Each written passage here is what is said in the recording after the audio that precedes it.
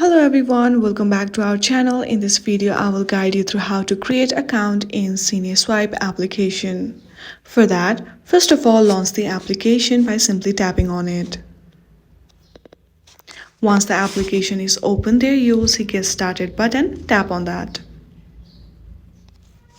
Now, to register, you'll have three options. Either you can sign in with email, Google, or Apple. For now, we are using email option, so enter your email address at first.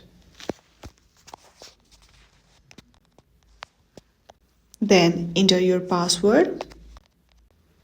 Again, re-enter your password to confirm it. Once you fill out there, you will see register button. Tap on that. And that was it.